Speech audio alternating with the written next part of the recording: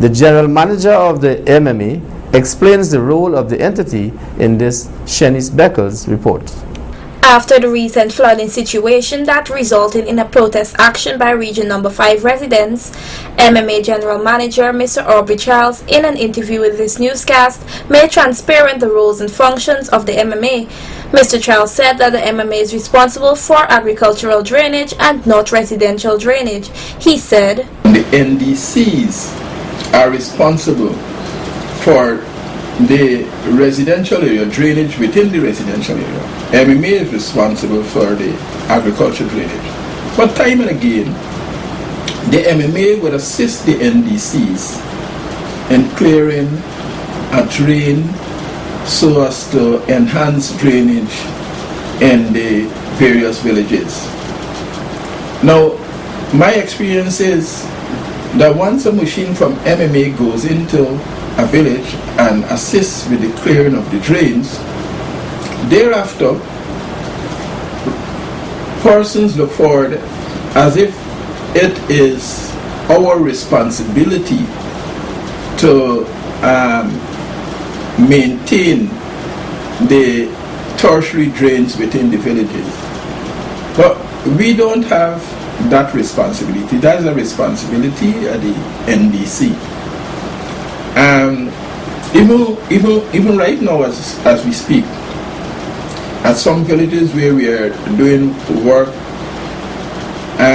we have to go into the village and clear the tertiary drains so that the water could flow at a faster rate to get to the MMA's primary drainage channel, which passes through the village.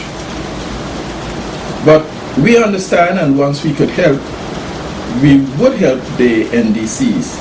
But I just want to make that distinction that the MMA does not have a responsibility, a statutory responsibility to carry out maintenance of tertiary drains within villages.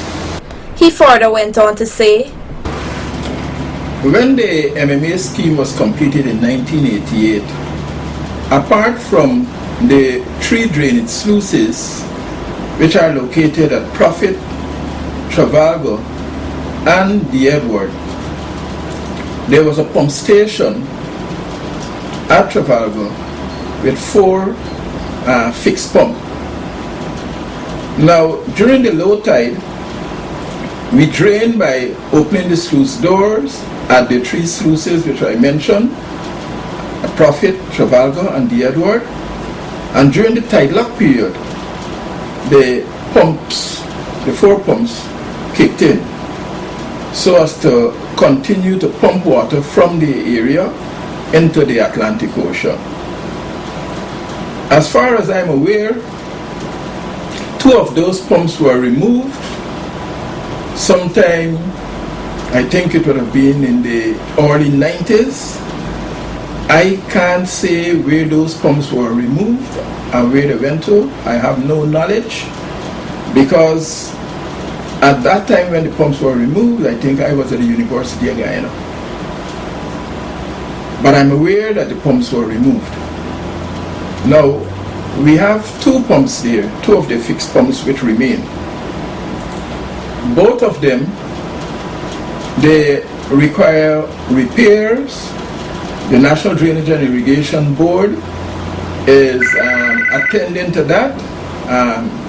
That is currently engaging the attention of the National Tender Board. Mr. Charles also reiterated the MMA's eagerness to assist the NDCs if necessary.